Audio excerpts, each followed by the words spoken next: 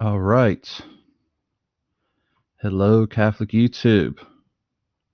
Brian with City of the Immaculata here, just trying out a new introduction there. Hope you guys enjoy it.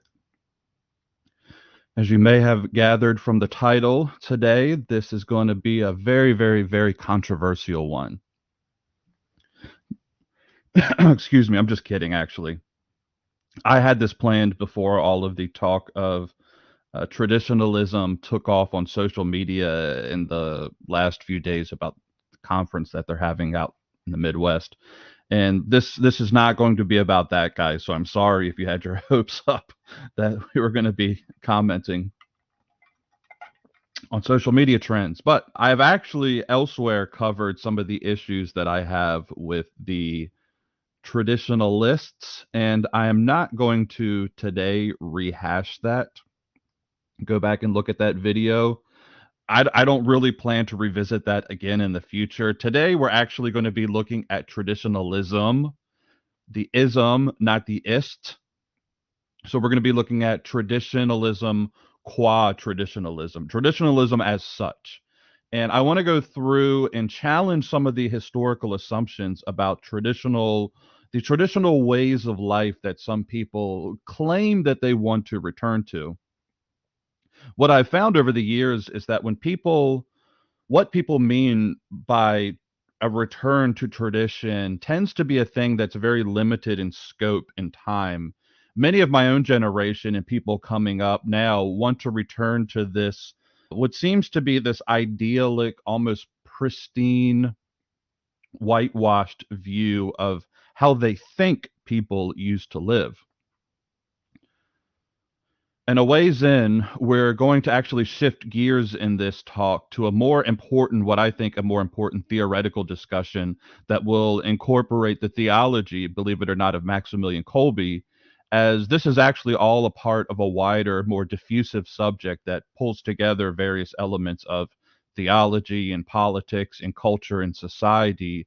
That's actually part of a book project that I'm in the process of working on.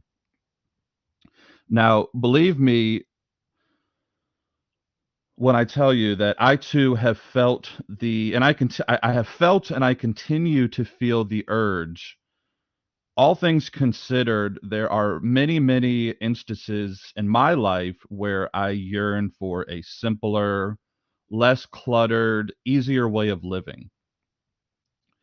And I think that as a grand project, as something that what people are at the best of times attempting to do is actually worth doing. And you've probably even gathered just from the aesthetics of my channel that I actually have a certain love for vintage nostalgia of kind of the 20th century era, especially in terms of music and film and things like that. And actually my wife and we talk all the time about how we actually do try to incorporate ways of paring our lives down and living in a way that is more in accordance with how people lived for centuries, for millennia. But I want to make sure that you guys who are constantly like, return, we must return, that you're aware that there's actually some real flaws and weaknesses in this argument, not even just at a theoretical level, but on an almost more like scientific, empirical, historical level, that I can guarantee you that most of you, if not all, those that want to return to a certain ways of life that they think the past was prevalent that was prevalent in the past, many of you would actually be aghast if you knew what life and living conditions were like for most people for most of history, all the way up from through modernity. And the way that I want to do this is actually a little bit unorthodox, but I would actually like to go backwards in time. And we won't go into the way, way back machine as I have a tendency to do on this channel. I don't think it's actually necessary to drive home the point that I want to get to at this, but we will start here in the United States, then kind of work our way back to the old world. And to be clear here, I'm speaking of the traditional movement as this sort of holistic ideal that we see as part of a wider cultural conversation that's taking place, not just the traditional movement in the Catholic Church with all of its unique peculiarities around the reforms of Vatican II and things like that. That's actually just kind of a subgroup of a wider traditional movement that I want to discuss here. Though, of course, the traditionalist movement within the Catholic Church plays a part in this as well. So, in the first place, I find that many traditionalists like to go to this very Norman Rockwellian 1950s, super clean cut, dad in a suit, mom in an apron, everybody all smiles all the time. Worst thing that happened in the family was maybe the boy scraped his knee. Maybe there's a cat stuck in a tree somewhere. Well, look, as much as I appreciate aspects of the so called silent generation, in many ways, that generation actually messed up big time. This is an age, this seemingly the age that many people hearken to, where we actually gave our children over to things like television, things like TV dinners became a norm. TV dinners and Mother's Little Helpers, and dads dedicating more of their time to careers and pecuniary advancement over family. The silent generation, need I remind you, actually gave us the boomers. The boomers, the same boomers who gave us the 1960s and 70s, and still in many ways challenge the cultural the attempt to return to tradition is challenged mostly by the boomers who remember the silent generation. The silent generations raised the counterculture, and that alone should tell you that there's actually a real problem here. Honestly, after World War One and World War Two, I think people, families, mom and dads, they got lazy and they got kind of greedy. And as people moved up the economic ladder, they didn't want to grow their own food. They barely wanted to cook their own food. Depending on who your parents were, I know especially some ethnic parents, like the mothers in particular, love to cook good old traditional meals. But by and large, there was this huge movement towards consumerism, mass consumerism, and processed foods and baby formulas. And this is the birth of the fast food generation. They wanted lawns that were historically a sign of wealth so that they could start this horrible trend of lawn care that's bereft of any native life. They inched ever so closely in the direction of a more decadent culture by introducing things like Playboy, which was supposed to be the refined gentleman's magazine. Bear in mind, this all came from that Rockwell generation. This didn't come later. So, I know what many of you are thinking. You're thinking, well, what about before then? What about the generation before the silent generation? Well, that kind of depends. If you're from in the United States, it really depends on who your people were and when they came over. But let's just look at a few. Now, in order to do that, we have to consider what was happening in Europe that led to the flight of massive, massive amounts of people into the United States. And to put it succinctly, Europe in the 19th century was a nightmare of war and pestilence and poverty and famine. From basically the French Revolution to the Napoleonic Wars to the revolutions of 1840 to the various wars of unification, Europe was in a perpetual state of strife. If you weren't fighting, your neighbors were. If the crops didn't fail this year, they were likely to next year. If the plague didn't hit your town this winter, it probably would next winter. Nobody ever really leaves their homeland because things are going great. And nobody's ever like, you know what? Things are really good here. I think I'm going to move. People leave due to desperation. Now, the first major wave of an ethnic group into the United States was the Irish. And the Irish didn't really come here because they had this desire, this longing to live in closer proximity to the old English blood that was already here in the United States. They came because their staple crop, the potato, introduced into the island late, failed, and people were faced with either exile or mass starvation. When the Irish started coming in droves by the 1840s, they settled into urban slums that quickly turned into prison like ghettos. Irish families, were often crammed into these little tiny tenant apartments, single quarters, one big giant room with one, two, three families. One apartment in Manhattan that I read about was noted to have 12 rooms with 75 occupants. These apartments, more often than not, had no running water, no sewage system, and as a result, disease was absolutely rampant in these places, with two-thirds of all deaths in New York City at this time being mostly Irish and mostly children. At the same time, the Irish struggled to find work for just bare sustenance, and often they had to resort to these horrendous factories that were the dads were working in, the moms were working in, the children, if they were able to, the grandparents were working in. And then you step back from that and you say, okay, well, were they welcomed here? Was it, bring us your masses? Well, actually, it was a little bit more of the welcome that they got was one of scorn, distrust, at times sheer bigoted hatred. If you want a fairly accurate portrayal of this, go watch the movie Gangs of New York and the representation there of how the Irish were viewed as they were coming off of the boats.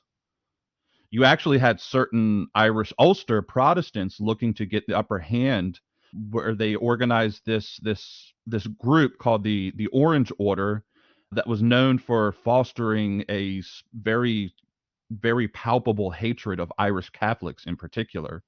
And despite all that Tammany Hall did to keep the peace, riots often broke out in the streets. As well, you have the American Protective Association, a secret society of Protestants formed with the intent of infiltrating political parties and organizations to push through anti Catholic legislation. These Protestants were effectively afraid of the percentages of Irish who were coalescing into these sort of powerful minority groups. And so throughout the late 19th century, they did all they could to marginalize and discriminate against the Irish and disenfranchise them from voting. As late actually as the into the late 20th century, you have people like Joe Kennedy and his sons, John and Bobby, often had to face criticisms of their Irish Catholic blood, leading to JFK's infamous speech to Protestants at the Greater Houston Ministerial Association, where when he was running for president, he basically said he was going to divorce his politics from his Catholic faith for himself and for all subsequent Catholic Democrats. That's been something they've been contending with since that time. Okay, so that's the Irish. So you're saying, okay, there was already bad blood between the Irish and the British, so there was going to be that anyways. What about the other immigrants? They certainly fared better, right? Well, let's take a look at a few of them. How about the Italians? In the late 19th century, due to the wars surrounding the unification of the Italian peninsula, the Italian diaspora, most people don't know this, was actually one of the largest mass immigrations in history. And here in the United States, while our Italian brothers have made a huge dent on the culture in many positive ways, that was actually a very hard fought for thing. Much like the Irish, the Italians were regulated to these small communities that became known as Little Italies within the urban areas. And these communities, it was often survival of the fittest. And the toughest guys actually began forming the Cosa Nostra, where in order to work and to operate in these areas, you as a business owner had to pay protection payments that if you failed to meet, you would face at times extremely violent action against you and your family. From New York City to Chicago, the Italians won their respect by violence and willpower. And the portrayal actually in The Godfather 2 does a fairly brilliant job of illustrating life for the Italian immigrants early on in the American late 19th century, early 20th century. Okay, so that's the Italians. Now you're saying, all right, but then what about the Slavs, right? Clearly for the Slavs, everything was easier. Well, throughout the 19th and 20th century, you have waves of Bulgarians fleeing Turkish and Greek persecutions. You have the Croats facing persecutions from the Turks in Austria-Hungary. You have the Poles fleeing persecution from Russia and Germany. You have Russians fleeing their own government.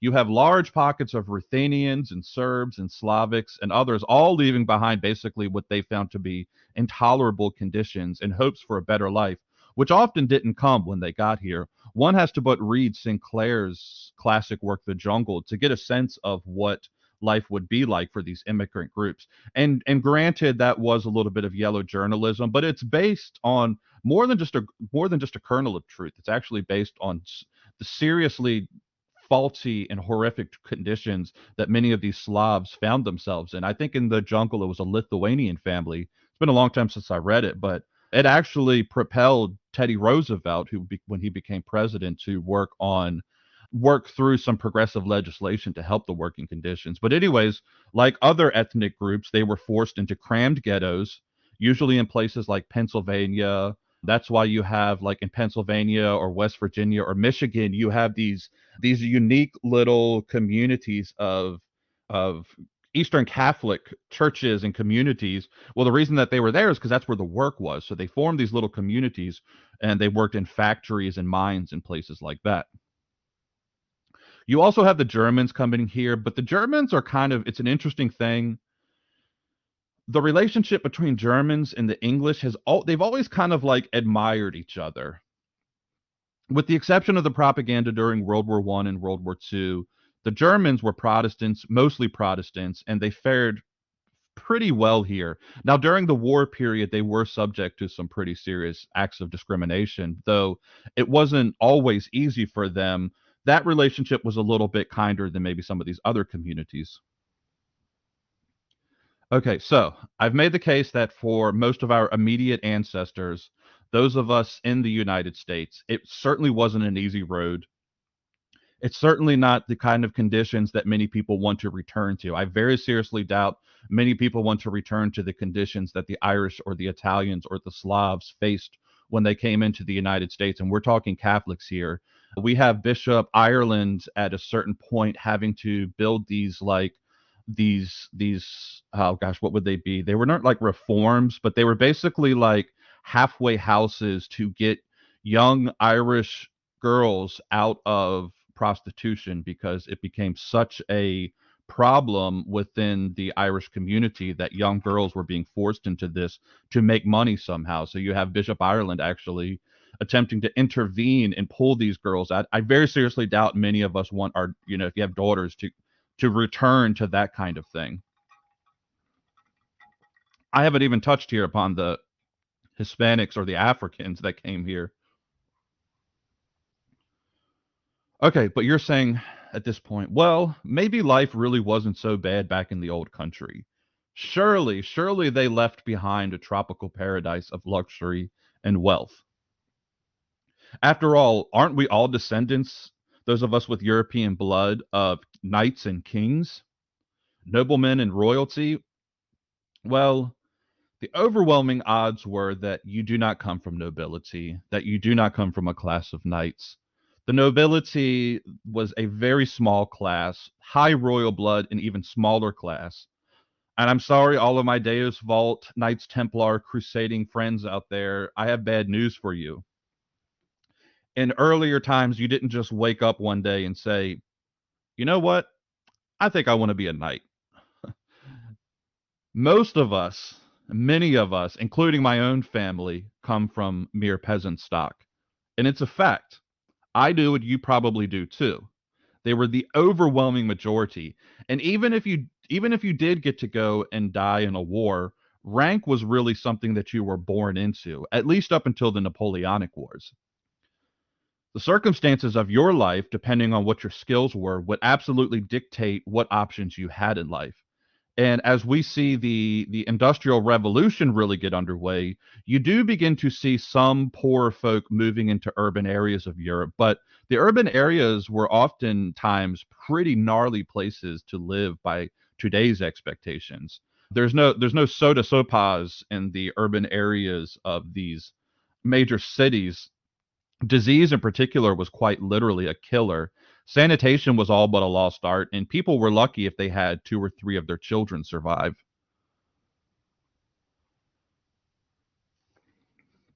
I'm going to detour with that in mind just for a second. And for you, traditionalist minded folk out there who are listening, just do me a favor and imagine this.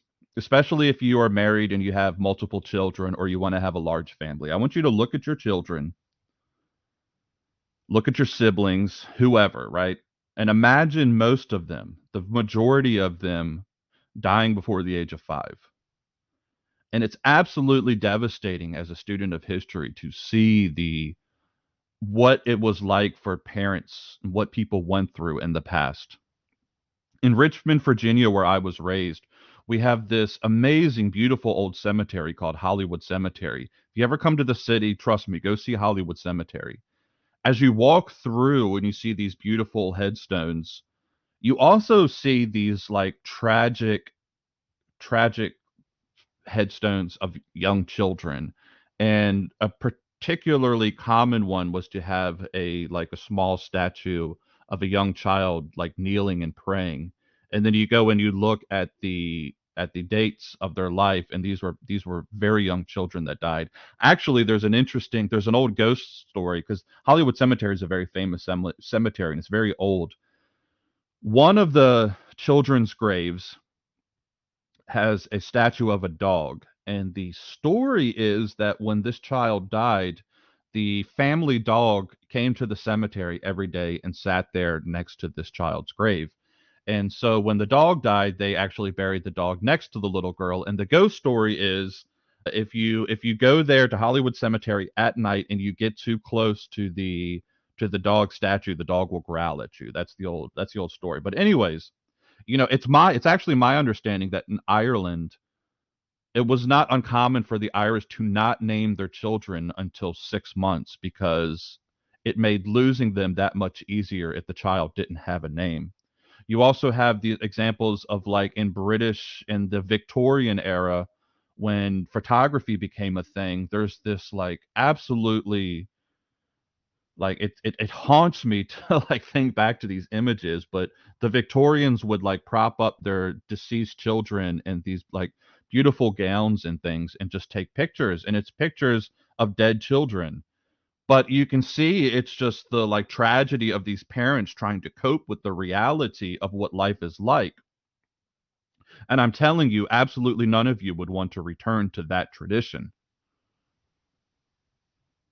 Okay, so at this point you're saying, well, we just haven't traveled back far enough.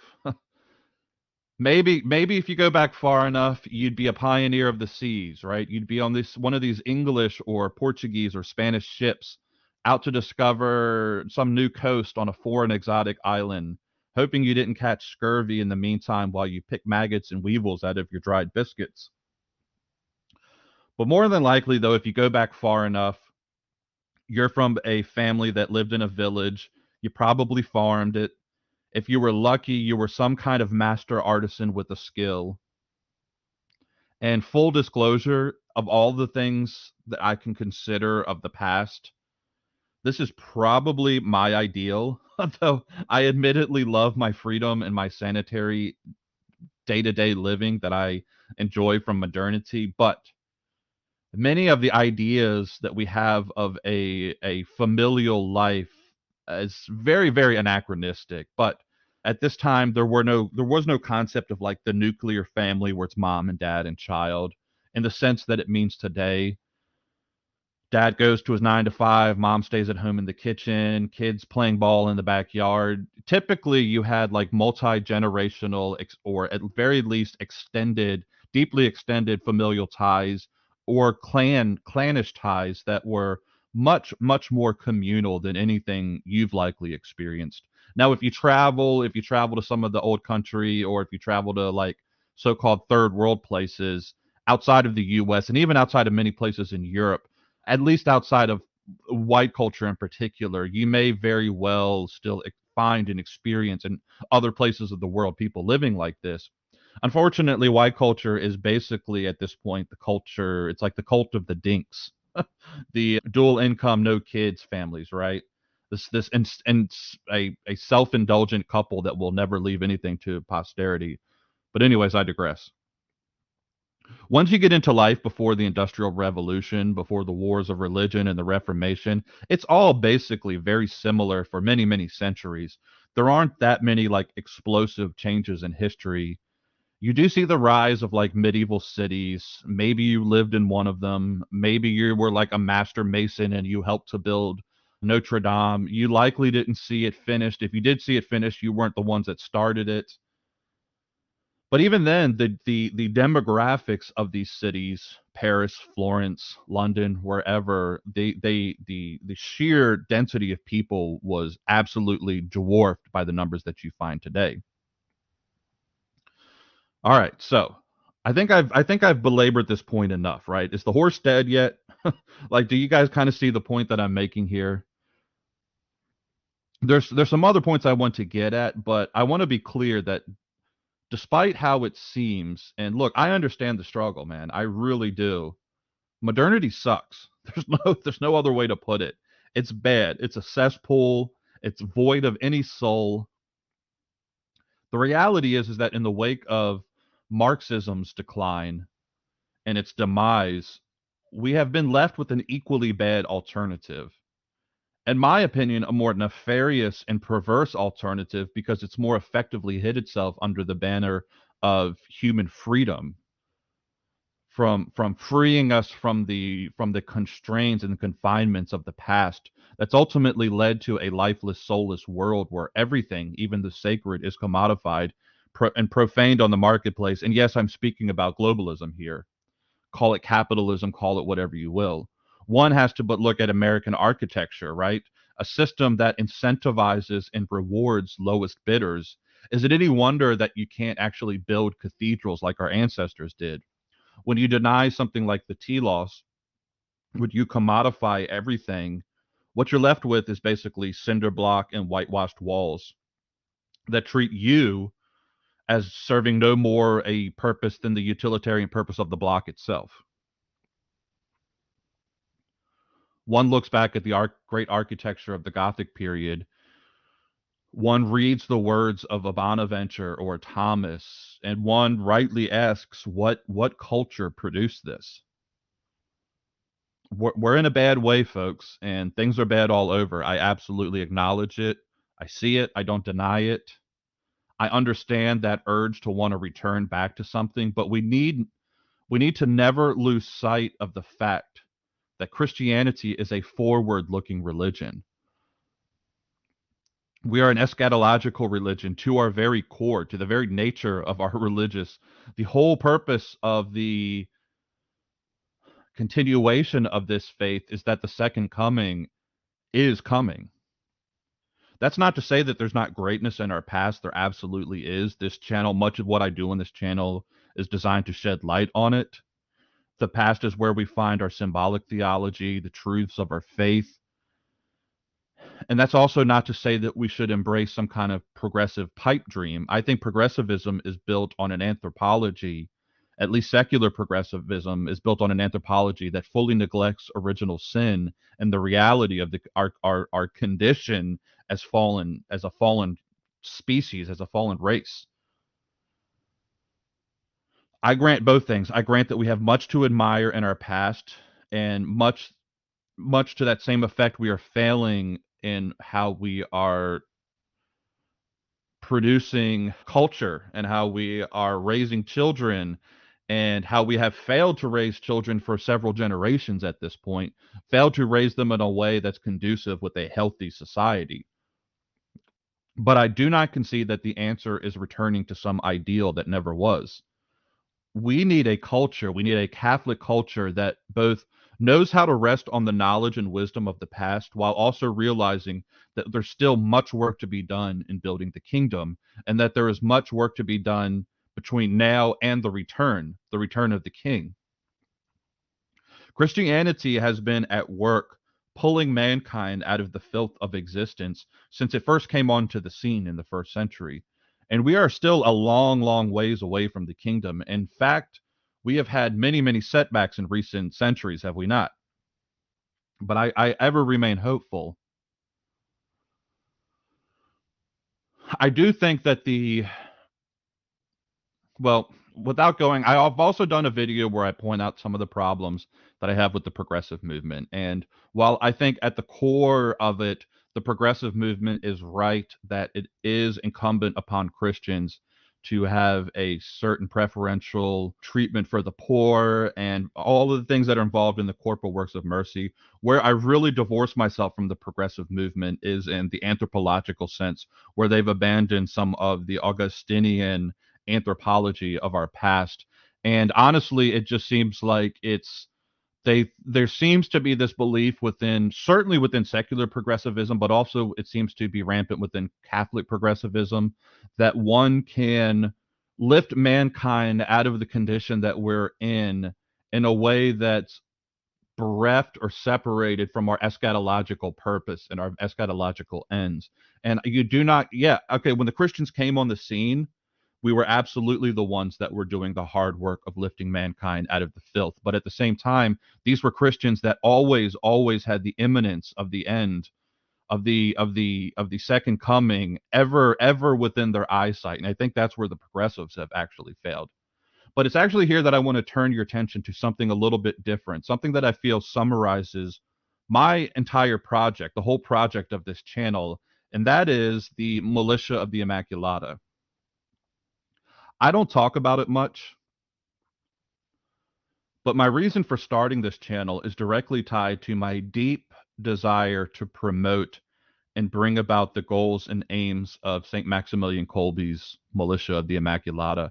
And I believe that the MI will provide you Catholics out there who are looking for, what do we do? What do I do? What's the solution? What's the answer? How do I be both traditional and eschatological? How do we hold the fort while going once more onto the breach? Well, what was Maximilian Kolbe doing? He was looking back.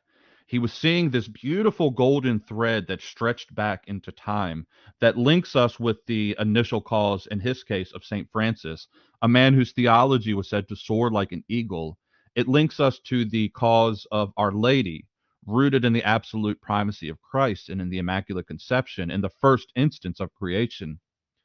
And he follows that right on up till today through the dogmatization of the Immaculate Conception and the turning of the world on fire is his goal, turning the world on fire by Our Lady through consecration.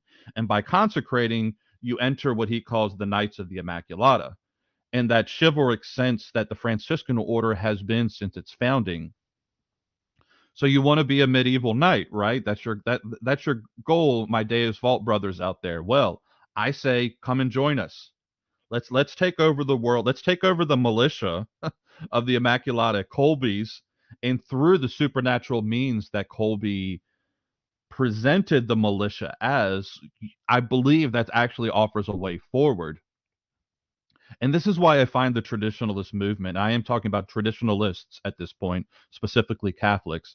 This is why I find it so tragic, because going all the way back to the Caraffin Party, especially when Pope Paul IV tried to stop the Council of Trent from proceeding, it was this approach to battling the forces of change by building walls and entrenching and basically holding the line that the traditionalism from that point forward up till today seems to want. As if all of the work of the church stops in the 16th century and everything moving forward is but a snapshot of the Baroque era. The church herself has never actually embraced that.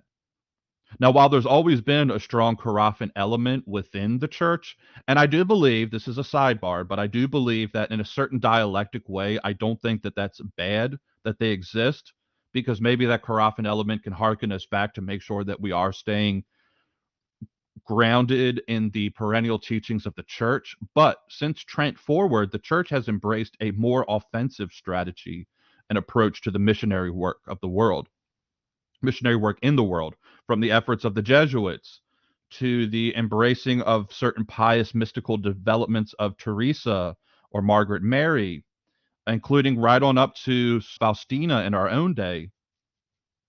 The church has never been afraid to go forth and battle the forces of evil in the world. It is what we do. I mean, we're Catholics. The same missionary zeal that inspired these small bands of men and women to leave the Levant in the first century is the same that propelled the Catholic reform in the 16th century. It's the same that propelled the fathers of Vatican II from that point forward to right up to our very own day. And this is why I think that the work of Colby is so absolutely important. This is why I think the golden thread that he preached is so important, as is this concept of the first and second page of history. Colby truly believed that we had entered a new age of the church where clearly Our Lady is working with the Holy Spirit in ways that are miraculous and objectively verifiable. It's no coincidence that Colby, right as he formed the Militia Immaculata in 1917, was right as Lenin was traveling in his sealed train to Moscow. It was right as Our Lady was visiting three little children in Portugal. The year of 1917 ushered in the Gulag, but it also ushered in the militia. And I don't think we can afford to sit quietly amongst ourselves, smoking our pipes and discussing 20th century Thomist manuals as if all of the work of the church is done and complete. And now all we have to do is but reflect and try to return to some idyllic tradition that never actually really existed. That's kind of for the Orthodox to do, right? That's for the Ortho bros. And that's actually why I think Orthodox have never effectively evangelized outside of their own countries. St. Maximilian Kolbe has said, absolutely not. That's not what we do. What we do is the work of the first century, of the second, third century, up to the 15th, 16th, 17th century, all the way up to the 20th century. And we have more Marian teachings that need to be dogmatized. We have Our Lady as mediatrix of all graces. We have Our Lady as co-redemptrix. And it's time we stop letting others, particularly Protestants or those with Protestant sensibilities, dictate how we discuss our faith. We know these things are true, and we know they're true because our saints have taught us so. And while we honestly sit on our hands and waste time, Satan is hard at work in the world. That's one thing I think we all agree on, right, across the board, is that modernity is screwed up. As Colby teaches, when the church dogmatized the Immaculate Conception, it allowed us to enter an era where we can and must begin to incorporate the Immaculate Conception into the life of believers. And for those of you following my channel for some time, this is the work here that I attempt to do. This is what I seek to do in my small, humble way. And I'm actually going to pick this up next week as we discuss the crisis in the church. So tune in for that because that is also not what you think it is. I know I shifted gears on you guys today. Some of you probably joined in thinking that this was going to be about the traditionalist thing that's happening right now, but I really don't even like. I think there's serious problems and points to be made on all sides of that argument. I don't really even want to engage in that too much right now on my own channel, but for now, I wanted you guys just to be a little bit aware of the reality of what it was like for many people living in the world for age immemorial on up to our own days, while also acknowledging that there are some serious problems with the world that we live in today.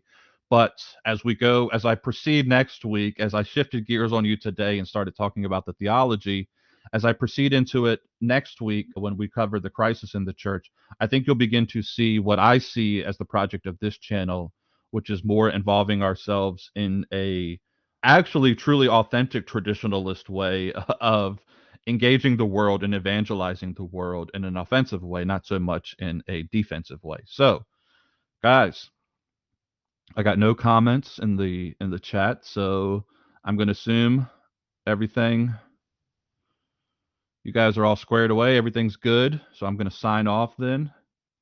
I hope you guys enjoyed this. I hope it's been informative. And again, this is kind of a to be continued. Stay tuned for next week because when I cover the crisis of the church, I really do. I've kind of got some of my notes together for that one, but it's also, again, part of the wider project of what I've been doing with this channel and what I plan to do moving forward. And in so much as I ever get sucked into some of the, hey, what's happening in the Catholic Church today debates, I'm trying to avoid that stuff. I know I did a couple weeks ago. I felt like a little bit justified doing it then, but really that's not my goal with this channel. That's not my approach to using the time that I spend with you guys here. What I really plan to do is what you're seeing today and what you'll see next week. So anyways, I hope you guys enjoyed this and I will see you all next time. God bless you all.